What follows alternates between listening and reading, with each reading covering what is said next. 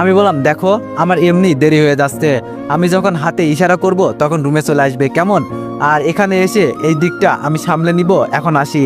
এই বলে চলে যাচ্ছি। পিছন থেকে একটা ছেলে ডেকে বলল কোনো কিছু দরকার হলে শুধু একবার কল করবেন। আমি হাসতে হাসতে সামনের দিকে যাচ্ছি আর চিন্তা করছি টাকা থাকলে কি না করা যায়। হ্যাঁ, আসলে দুনিয়াটাই টাকার পাগল। খুঁজতে খুঁজতে 20 নম্বর রুমে গিয়ে দরজায় টোকা দিলাম। ভিতর থেকে তানিয়া আওয়াজ করলো কে? আমি বললাম তানিয়া আমি।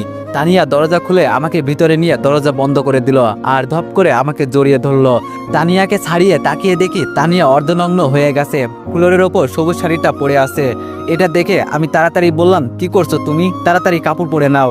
তানিয়া আমার কাছে এসে চোখ টিপ দিয়ে বলল সেই তো বললে তোমার নাকি আর সহ্য হচ্ছে না, তাই আমি একটু সহজ করে দিলাম, এখন আসো। আমি দূরে সরে গিয়ে বললাম আসো মানে কি বলতে চাইছো তুমি? তানিয়া বলল লজ্জা পাও কেন? যেই না তানিয়া আমাকে জড়িয়ে ধরতে আসবে আমি বললাম দাঁড়াও দাঁড়াও, এত তাড়াহুড়ো করো না। বিছানা থেকে একটা চাদর এনে তানিয়ার উপর দিয়ে বললাম বিছানায় বসো, তোমার সাথে আমার কিছু কথা আছে, পরে না হয়। তানিয়া বলল সময় কিন্তু তোমারই লস হবে, মনে রেখো আমি শুধু আজকের দিনের জন্য তোমার। আমি হেসে বললাম থাক, আমার সময় নষ্ট হলে সমস্যা নেই, আমি সব ম্যানেজ করে নিব। তানিয়া বলল আমার উপর চাদর দিলে কেন? আমি বললাম তোমার এই রূপ দেখে আমি আর সহ্য করতে পারি না, মনটা চাই। লজ্জায় আমার মুখটা লাল করে বললাম। তানিয়া বলল এজন্যই তো আমি তোমায় পাগল করতে চাইছি, এখন বলো কি বলতে চাও, এত সময় নষ্ট করে লাভ আছে কোনো? আমি বললাম কিছু কথা বলবো, তবে সেগুলো সঠিক জবাব দিতে হবে। তানিয়া বলল বলো কি বলবে। আমার হাতে হাত রেখে তানিয়া এই কথাটা বলল। আমি বললাম আচ্ছা তানিয়া, তুমি কখনো কাউকে মন থেকে ভালোবেসেছো? তানিয়া বলল হঠাৎ এই প্রশ্ন যে? আমি বললাম না তানিয়া, এই প্রশ্ন করার একটাই কারণ, তুমি আমাকে ভালো করে পর্যন্ত চিনো না আর আমার সাথে।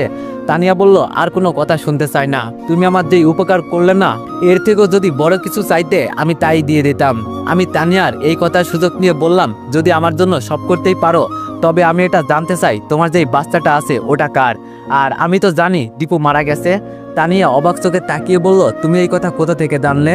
আমি বললাম আমি কিভাবে জানলাম সেটা জেনে তোমার লাভ নাই, আমি শুধু এই বিষয়ে একটু জানতে চাই। আমার মনে হচ্ছে এখানে কোনো ঘাপলা আছে, আমাকে বলতে পারো। আমি শুধু এগুলো একটু জানতে চাই, তবে আমাকে বিশ্বাস করতে পারো। তোমাকে দেখে আমার একটু জানার আগ্রহ জাগলো। তানিয়া বলল এগুলো জানা কি খুব জরুরি? আমি বললাম তোমাকে আমি বেশি জোর করব না, ওই বলছি না যদি আমি তোমায় একটু হলেও উপকার করি তাহলে বলবে, নইলে থাক, আমি তোমাকে আর জোর করব না। তানিয়া বলল কথার প্যাচের মাঝে ফেলে দিলে। আচ্ছা বলো কি জানতে চাও, আমি আজকে তোমাকে সব বলবো, তবে আমাকে কথা দাও এইসব কাউকে বলবে না। আমি বললাম ওমা আমি আবার কাকে বলবো, আর বলেই বা আমার লাভ কি? আমি তোমার পরিবারের কিছু বলো, কেউ কি আমাকে কিছু জিজ্ঞেস করবে বলো, না তোমায় চিনি না জানি। তানিয়া একটু ভয় পেয়ে বলল তাও আমার একটু ভয় লাগে। আমি এবার একটু